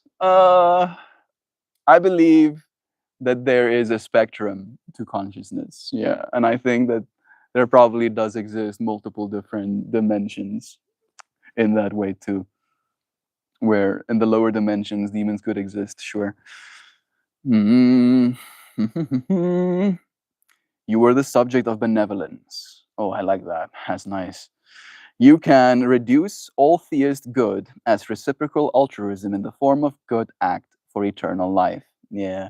If you're doing something knowing that you're going to be saved, you're going to go to heaven, that in and of itself makes it not that good. 27 years ago, God wasn't embracing consumering. Uh, I'm pretty sure God turned water into wine to be consumed. And I'm pretty sure God, right, in the biblical sense, offered his body, right, as bread and wine to drink of my blood, eat of my body. That's consumerism. So, yes, in fact, God was pro consumerism too. And if he wasn't, then we wouldn't need to eat food. We would just breathe air and extract our oxygen from the air or something, right? But alas, no, God wanted us to consume. That's why we do. He does. Why does he wear a smurf around his neck? This one, this little crystal, has come with me since I went to my very first festival. Actually, I bought this at my very first festival in 2017, and it's been with me ever since. Right? Because again, I chose this little crystal, and this little crystal chose me, and it comes with me, and it experiences life alongside myself. Fams, do animals have individual selfishness? Yeah, well, they definitely have selfishness. Have you ever seen a dog? Uh, have you ever thrown pieces of meat on the floor and there's multiple dogs there, right? The dog doesn't wait for the other dog to have its fill before it has some of its own. No, both of those selfishly try and get their fill. Zum, zum, zum, zum. Na, na, na, na, na, na. Believe in the manish. This guy can be controlled easily by words that sound deep but make no sense. Yeah, Hawkeye. And yet still here you stay. Here you choose to give of yourself to me. And I do appreciate that, right? The only thing that I would, if I could, steer in a different direction is the quality of the information that it is you're giving, right? Because you are here giving, but the way you are received is the thing that you get to control, right? I try and give in a way where people feel better after I give something to them. I'm not always successful, right? But I try. I try and I fail, but at least I tried, right? If you try and make people feel bad and you succeed, then you are kind of like helping yourself into the gutter, right? Like, I don't know if you feel better having made someone else feel bad. And if that is the case, then there is some personal reflection that needs to happen. Oh, it's on hard mode. No lie, God does not allow intoxication. Uh, I mean, yes, he does. Otherwise, he wouldn't be able to get intoxicated. But let's not go down that rabbit hole. Learn from Final Destination. Don't come in here and be a dick, and I won't have to make an example out of you. Yeah, you see, Sam has a spanner next to her name, and when she swings that spanner, you cease to exist. Be careful. Uh, God wanted us to consume, really, bro? I mean, you explain it to me. Why did God require me to consume food? Why couldn't God make me a perfect non-food eating entity? Right? Was God not powerful enough? Right? Right? No. I think God wanted us to have this experience, right? I enjoy eating a good meal, right? And I again, if I show up from a place of love, I can be like, I love this meal. And I love God for providing me this meal. And I love the animal that gave its body. And I love the farmer that planted the seed, right? There can be so much love that arises from the eating of food, from the consuming of something, where without that, sure, maybe I could love in different ways, but this is the reality that we're in, right? So surely if God is all powerful, then this is the way he intended for things to be. Creation cannot protect you. Swiss, you believe in the evil if you have a subject. Uh, I don't believe in evil. Even though I see them, I just flip them off and continue sleeping. Yeah, I'm a Arise the Painter, RFK, Mao, Rasputin, and Stalin for starters. I don't know where we're going. Good. Bless you, Meltmore. Thank you, friend. All right, I'm gonna quickly touch on the last little bits of the conversation we were starting to have, and then I'll show you a little flower, and I'll read you a poem, and then we'll say goodbye. All right. I'm gonna read this bit again because I feel like it's very poignant to what we've been talking about today. What does this mean? To say, I would rather be whole than good. To be good often means conforming to societal standards. And again, whether we believe this or not, depending on which society we got born into, we might be introduced to a religion, right? So, whatever household, whatever family we got born into, and whatever community that family was attached to, the societal standard was set in our minds that in this house we are Muslims. In my house, we were Christians, right? I'm not a Christian anymore. My family still is, very much. And they're very much against me not being a Christian. However, right, despite the amount of pain it has caused me to go a different direction to the rest of my family, it hasn't changed my conviction. Seeking, again, to be good often means conforming to societal standards, seeking approval, right? Performing virtue, being seen in a certain light by others. It is ego aligned, filtered, and polished. Good is externalized morality, often tied to belonging, right? Oh, we belong. I belong in this community because I believe as the rest of my community believes. Acceptance and the fear of rejection. I have experienced so much rejection in my life because of my unwillingness to believe in the religion of my society, right? And I have experienced a lack of belonging, and I have experienced their unwillingness to accept me, but still, it is not in my individual path to believe in that way. To be whole means embracing all of yourself, the light and the shadow, the noble and the flawed, the compassionate and the angry. It is an internal integration. Wholeness is a deeper kind of integrity than goodness. It means you no longer abandon parts of yourself to make others more comfortable. In the context of pride and your reflection, you're speaking directly to this distinction. What you're describing, stopping the outsourcing of approval, is an act of reclaiming your own center. When we stop waiting for others to validate who we are, we stop performing and we start being. This is a powerful, this is powerfully connected to pride, not as arrogance, but as sacred sovereignty. You're also tapping into something potent with this. It takes only one to believe for the world to change.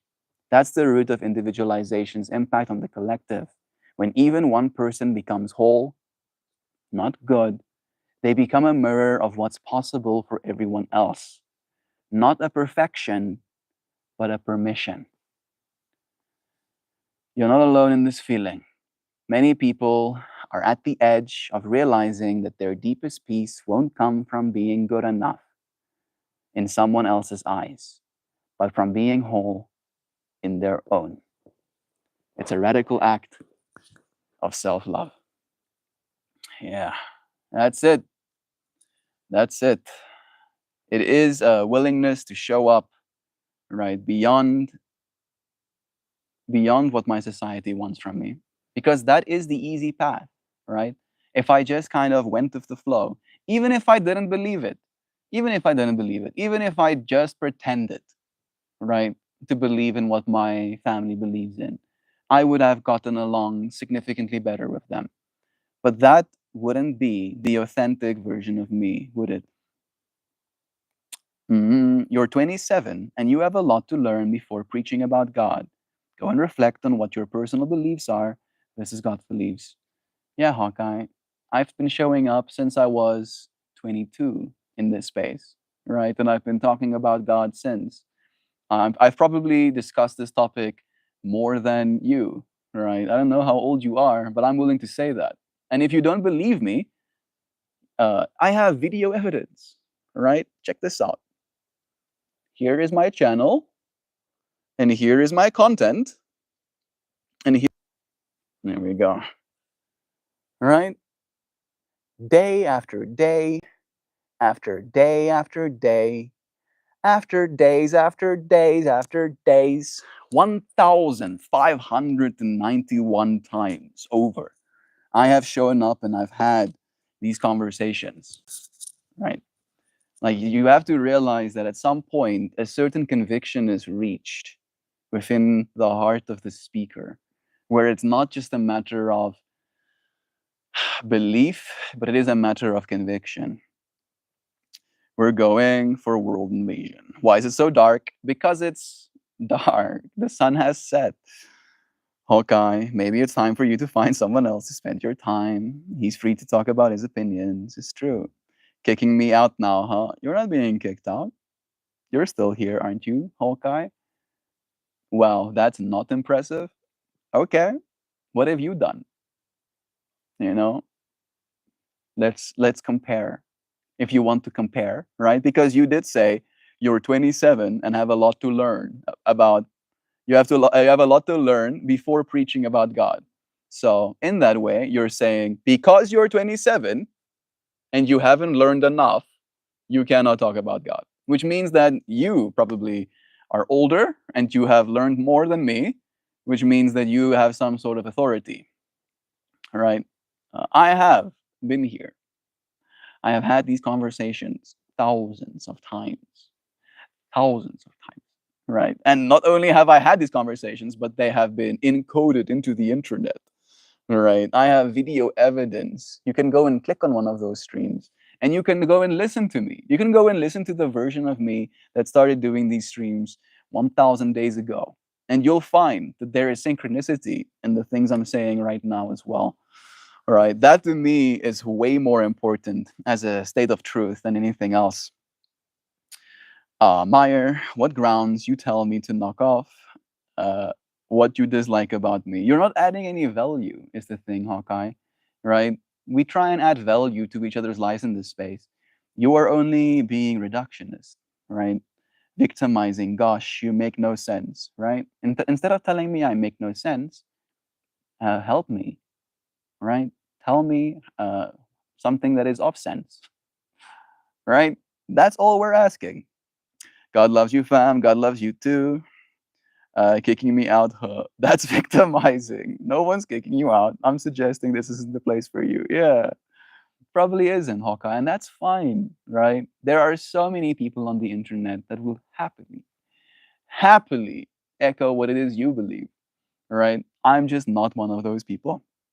Bro, what are you guys chatting about? We've been having conversations, John, about like individualization essentially, right? And this direct experience with life and the significance that arises from the information we can get from that, right? The personal experience in that way. I came again today. It's nice to see you. It's nice to see you. We're about finished with the stream. You were defensive and therefore controlled by your ego. Sure, I am a little bit defensive and I am getting better at that too. I'm trying to at least, right? Uh, but unfortunately, you've only been attacking at the same time as well, right? If you added any value, if you offered any wisdom, then I could maybe learn something. But you've only like, oh, you have a smartwatch, so you can't be a spiritualist, right? Like, how does that add value? Oh, you're 27, so you cannot talk about God. How does that add value? Oh, victimizing, gosh, you make no sense. How does that add value? That's all we're asking of you, dear friend, is try and add value to this space. We're not trying to chase you away. We're not uh, hating you for your opinions. We just are trying to lift you up to a standard. right? Of being, of people that add value to each other's lives, not people that try and reduce each other to nothing. Bro, can you read mine once and read that again? Unknown? Have I missed a message? You haven't sent one in a while, but I read that one at least. Hey, gamer, Aiden. No. Yeah, technically. Hey, gamer, Aiden. It's nice having you. Before I go, remember that God will be with you. True. With you too. At what time did you guys start? We usually start around 4 p.m. my time. So 2 hours ago. Exactly 2 hours ago. I'm going to finish today's stream. I'm going to show you one of my pieces of art. I technically wore green, but I pixel manipulated a little bit. Let me make this abundantly clear. As long as I am present, there shall be no trolling, no sexy talk, no rage baiting, and no spamming. And there shall be no pretending you didn't, in fact, do that. Yeah, exactly. Are you Muslim? No, I'm not. I am a spiritualist. There we go. There is today's piece of art.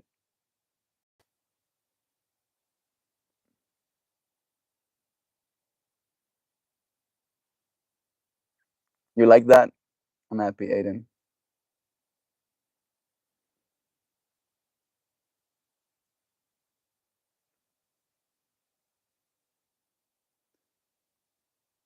Bruh. Oh, I've not been doing any of that. uh, the fact that you're staying is proof enough that you know that there's wisdom here, right? That's the way I see it, at least, Hawkeye. You might be saying one thing, but your consciousness says something else. I personally don't stick around for stuff that I don't find value in, that I can't learn from. So I hope you did gain some experience today in this space. That is the piece of art. And now I will read you the poem that went attached to it. It's called The Love We Get to Keep. Eric has joined us on Patreon. I don't know if you're here right now, Eric, but bless you, friend. Return to the illuminated green fields. It's awesome to see you say this. This flower was actually originally only green, and I ended up adding extra colors because I felt it wasn't enough. I don't believe everything you say, but I'm listening. You don't have to believe everything I'm saying. That's the thing. That's at least like one of the things that I show up with very, very poignantly, right? I never tell you I'm the ultimate authority and you need to listen to me because I know what's going on and you don't, right? That's never my thing. I feel like the fact that that has been the way information has been portrayed to me my whole life is why I end up becoming the way I am. Hey, you already read mine? I think so, unknown. I don't know what you're asking. I've been reading your messages. I saw you said bye. Maybe that one? Goodbye, friend. It was nice having you here. All right, I'm going to read you this poem and I'm going to say goodbye to you too. I've been here for 2 hours. It's getting cold. The love we get to keep, the poem is titled. We are shaped by touch, by time, by the soft weight of moments we never meant to memorize, but did. A look, a laugh, a hand on the shoulder when we needed one. They live inside us still. Love does not vanish. It imprints, echoes, builds. Even when it hurts, even when it ends, it adds. It carves new space for something wider than before. We walk forward, but we carry it all. The warmth, the ache, the unbearable beauty of having been seen. And nothing good is wasted. Not really. Even silence remembers. When the road ends or opens, when the veil lifts, we return to where all love began. Not empty, not alone, but full of everything we dare to feel. And there, in the quiet beyond the last word, we find ourselves in love again. We find ourselves in love again, friends. No matter how lost you get, you're gonna find yourself right back here in this present moment, right? Even come back to stream. You'll know if your comment got filtered. See if the comment is still there. Yeah, sometimes, especially if something is being said that the YouTube algorithm picks up as unsavory, it will auto like ban your comment. I don't know if you asked something, but I'm done. I'm cold. I appreciate you friends for joining me today. What a pleasure to spend some time in this space. I'll see you friends again, okay? Tomorrow. I do one of these streams every single day. Thank you for joining me. Goodbye, dear friends. Cheers for now. Peace.